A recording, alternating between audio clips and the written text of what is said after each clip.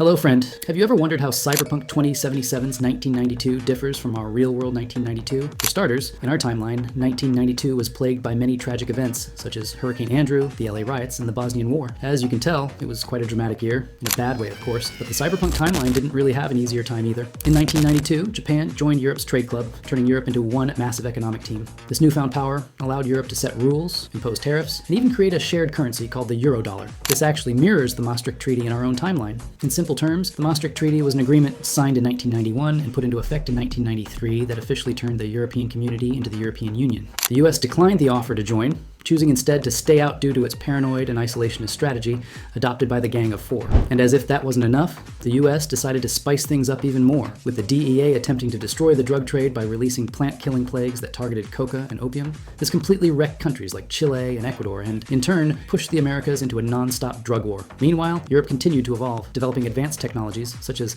massive lasers capable of lifting cargo into space, and even building a basic space launch cannon on the Canary Islands. The laser array lift systems likely used laser propulsion technology. Laser propulsion is a method where a spacecraft gets its energy from a laser located elsewhere, usually on the ground, instead of carrying its own fuel for power. The spacecraft still uses reaction mass to move, but the energy to push it comes from the laser beam rather than onboard fuel, as with conventional rockets. There are two main types: off-board systems, where the laser remains on Earth and pushes the spacecraft, such as laser launches or light sails, and onboard systems, where the laser is part of the spacecraft and is used for processes like nuclear fusion or ionizing gas to generate thrust. The second major technology to be invented was the mass driver. A mass driver is essentially a magnetic launcher that uses electricity instead of explosions to accelerate payloads to extremely high speeds. It works like a coil gun. Magnets pull a carrier holding the payload along a track until it reaches launch velocity, after which the payload separates and the carrier is slowed down and reused. Some versions operate similarly to the electric launch systems used on modern aircraft carriers. Mass drivers appear to have been developed to launch spacecraft from Earth, the Moon, or other planets, likely as a way to reduce reliance on traditional rocket fuel.